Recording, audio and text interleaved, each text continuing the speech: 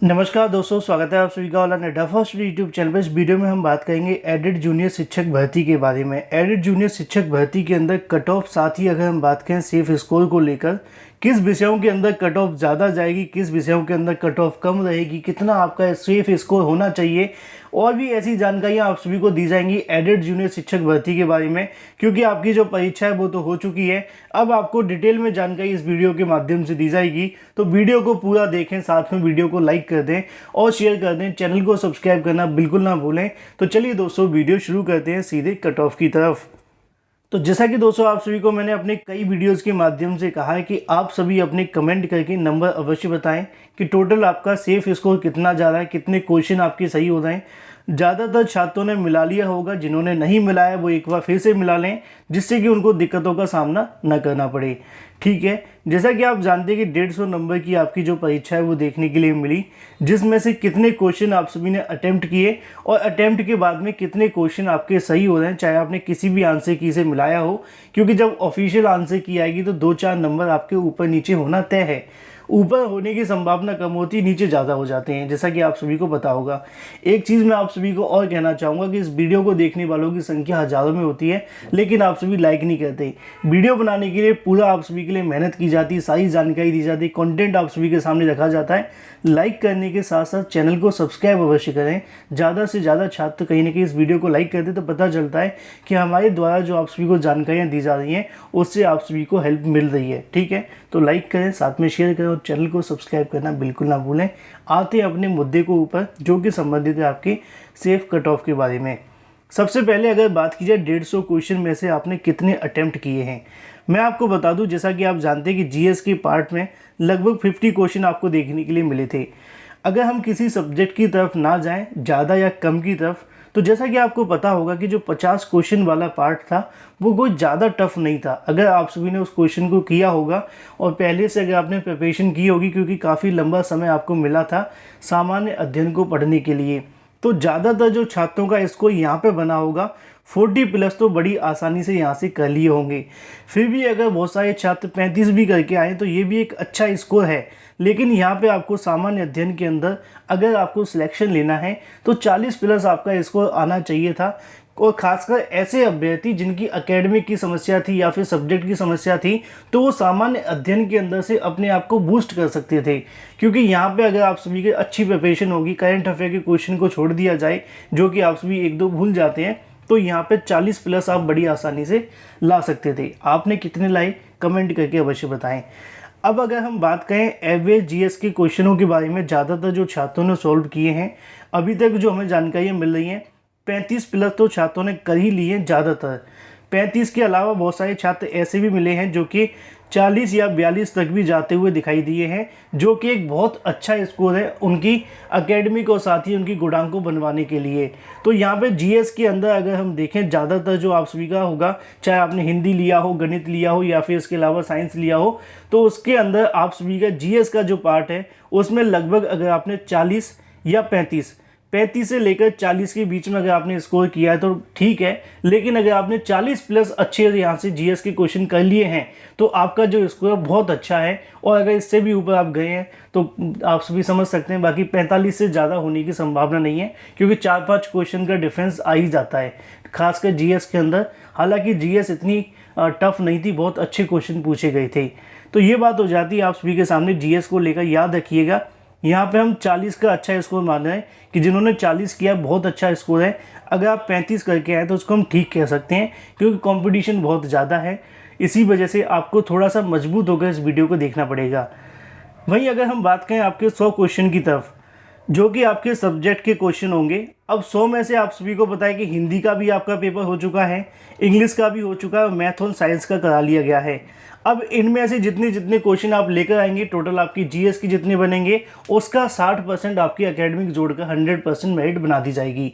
अब यहाँ पे अगर हम बात करते हैं हिंदी के केस के अंदर या फिर इंग्लिश के अंदर, संस्कृत के अंदर, एसएसटी या साइंस के अंदर, देखो सबसे ज़्यादा जो ईजी देखने के लिए मिली है वो हिंदी है। ज़्यादातर छात्रों ने मुझे बताया, मैंने आप सभी को कहा कि हिंदी के जो क्वेश्चन हैं वो काफ़ी सिंपल देखने के लिए मिले थे। अगर आप काफ़ी लंबे समय से प्रिपरेशन कर रहे होंगे तो आप हिंदी के क्वेश्चन को सॉल्व कर सकते हैं। अगर हम बात करें इंग्लिश को लेकर तो मॉडरेट लेवल की यहाँ पे इंग्लिश पूछी गई थी। काफ़ी छात्रों का ऐसा भी कहना है कि टफ भी रही है। फिर भी अगर हम यहाँ पे मॉडरेट को समझ कर चलते हैं तो ज़्यादातर इंग्लिश के क्वेश्चन छात्रों ने अच्छे किए हैं, लेकिन बहुत ज़्यादा अच्छे देखने के लिए इसमें भी नहीं मिले हैं। अगर हम बात करें संस्कृत के अंदर तो यहाँ पे भी आप सभी समझ सकते हैं कि ज़्यादातर छात्रों की तरफ से संस्कृत में भी क्वेश्चनों को सॉल्व कर लिया गया है। अगर कुछ क्वेश्चन रह गए होंगे तो उसके बारे में जानकारी दी जाएगी। अगर बात की जाए एसएसटी को लेकर, इसके बारे में छात्रों का ऐसा कहना है कि जो क्वेश्चन पूछे गए थे सिलेबस के अनुसार वो बिल्कुल भी सिलेबस के अनुसार नहीं थे। जिस प्रकार का सिलेबस उनको दिया गया था ऐसा हमें एसएसटी में देखने के लिए नहीं मिला। बाकी अगर आपको मिला, आप इन बातों के से अग्री होते हैं तो कमेंट करके बताइएगा, ठीक है। सेम अगर बात करें मैथ और साइंस को लेकर, इसके बारे में तो क्या ही कहने, मतलब कि छात्रों की बस हो गई है मैथ और साइंस के अंदर। उनका कहना था कि मैथ और साइंस का जो पेपर दिया गया है वो काफ़ी ज़्यादा लेवल अप था। ऐसे में कम समय के अंदर 50 क्वेश्चन जीएस के साथ मैथ और साइंस को करा पाना थोड़ा सा मुश्किल देखने के लिए मिला है। अब सवाल आप सभी के मन में होगा कि हिंदी के अंदर बात की जाए या इंग्लिश के अंदर, यहाँ पे सेफ स्कोर क्या बनेगा। तो जैसा कि आप सभी को मैं बता दूं, हिंदी के अंदर जो अभी तक छात्रों का स्कोर रहा है लगभग देखा जाए तो 80 प्लस छात्रों ने स्कोर कर लिया है हिंदी के अंदर। हो सकता है कि आपने 82 भी कर लिया हो और इसके अलावा आप सभी ने कर लिया हो यहाँ पे 75 के आसपास, लेकिन जो हिंदी के अंदर स्कोर होना चाहिए था लगभग 80 के प्लस का स्कोर आप सभी के पास होना चाहिए था। सेम इंग्लिश के अंदर की अगर हम बात करते हैं तो यहाँ पे भी ज़्यादातर जो ऐसे छात्र मिले हैं कि 70 से लेकर 72 तक छात्रों ने यहाँ पे स्कोर किया है। अगर हम बात करें आपके इंग्लिश के अंदर, इंग्लिश का पेपर थोड़ा सा टफ बताया गया छात्रों की तरफ से, लेकिन जैसा कि आप देखें कि यहाँ 72 अगर हम मान करके चलते हैं और अगर आपने जीएस के अंदर 40 नंबर ले लिए हैं तो आपका जो टोटल बनेगा वो यहाँ पे लगभग 112 के समथिंग पहुँच जाएगा, है ना। तो इसी वजह से आपको जीएस जो सबसे ज़्यादा महत्वपूर्ण पार्ट था ये आपके सिलेक्शन को यहाँ से श्योर कराएगा। सेम अगर हम बात करें संस्कृत के अंदर तो संस्कृत भी हम यहाँ पे कह सकते हैं कि 80 के समथिंग आप सभी के होने चाहिए थे और ज़्यादातर छात्र ऐसे मिले हैं जिनके 78 या फिर 80 तक छात्रों ने कर लिए हैं। वापस आते हैं आपके एसएसटी के ऊपर, तो काफ़ी छात्रों की तरफ से बताया गया कि जो एसएसटी का पार्ट था काफ़ी ज़्यादा टफ था। अगेन यहाँ पे हम कह सकते हैं कि 70 से 72 के समथिंग अगर आप एसएसटी के अंदर करके आए हैं और आपके जीएस के अंदर हैं तो उसके अनुसार आप देख सकते हैं कि आपका टोटल स्कोर कितना बन रहा है। तो ऐसे में आप सभी को दो चीज़ें क्लियर हो जाती हैं। ज़्यादा मैं आपको डिस्टर्ब ना करते हुए सीधे तौर पर समझा दूं कि अगर यहाँ पे आपका 70 से 72 के समथिंग है तो एक अच्छा स्कोर कहा जा सकता है पेपर के पैटर्न को देखते हुए एसएसटी के लिए। लेकिन अगर आप यहाँ संस्कृत से हैं तो 80 प्लस आपका होना ही चाहिए। इसके अलावा हिंदी से भी आपका 80 के प्लस होना चाहिए क्योंकि इसमें कैलकुलेशन तो कोई थी नहीं, है ना। सेम अगर इंग्लिश के अंदर अगर हम बात करें तो 70-72 हम यहाँ पे कह सकते हैं। हो सकता है कि यहाँ पे थोड़ा सा प्लस भी हो जाए, मैं आपको बता दूं, लेकिन एसएसटी के अंदर पेपर के पैटर्न को देखते हुए यहाँ पे थोड़ी सी समस्याएं देखने के लिए मिली थी। सेम अगर हम बात करते हैं मैथ और साइंस के अंदर, ये काफ़ी ज़्यादा महत्वपूर्ण चीज़ आपको देखने के लिए मिलेगी। यहाँ पर अगर आपका मैथ और साइंस में देखा जाए, मैथ और साइंस के अंदर बहुत सारे छात्र ऐसे मिले हैं जो कहीं ना कहीं 100 के आसपास भी पहुँचते हुए दिखाई नहीं दिए हैं। यहाँ पे कंडीशन ज़्यादा ख़राब हो सकती है। फिर भी अगर मैं यहाँ पे कहना चाहूँ आप सभी के सामने, मैथ और साइंस के अंदर यहाँ पे कम से कम 67 क्वेश्चन आप सभी के होने चाहिए। मैथ के अंदर 67 अगर आप कर लेते हैं तो यहाँ पे अगर हम 40 को ऐड कर देते हैं आपके जीएस के तो यहाँ पे आपका जो स्कोर बनेगा लगभग 107 के समथिंग बन जाएगा। फिर भी आप 65 से लेकर 67 के बीच में होने चाहिए और जीएस के अंदर भी आपके अच्छे क्वेश्चन होने चाहिए। अगर आपके जीएस के अंदर ही 35 चले जाएंगे तो यहाँ पे जो आपका स्कोर है सीधा 105 पे आ जाएगा, 102 पे आ जाएगा, है ना। इसी वजह से अगर हम देखें, वैसे मैथ और साइंस का जो पेपर था वो काफ़ी ज़्यादा टफ रहा है, लेकिन अगर आपने 65 प्लस यहाँ से क्वेश्चन कर लिए हैं मैथ के अंदर, साइंस के अंदर, और अगर आपने जीएस के अंदर अपने क्वेश्चन खींच दिए हैं तो यहाँ से संभावना ज़्यादा है कि आपको बेनिफिट अवश्य मिलेगा। तो हम कह सकते हैं कि मैथ और साइंस के लिए यहाँ से जो स्कोर लगभग निकल करके आता है 105 या 107 वाले जो छात्र हैं उनके लिए बेनिफिट होगा। एक बात आप सभी को याद रखनी है, पेपर के अंदर धांधली, भ्रष्टाचार, ये कुछ ऐसे मामले होते हैं जिसको लेकर कट ऑफ तो नहीं बताया जा सकता कि कितने बड़े स्तर पर धांधली हुई है, लेकिन सीटों की संख्या के अनुसार एक जानकारी अवश्य दी जा सकती है।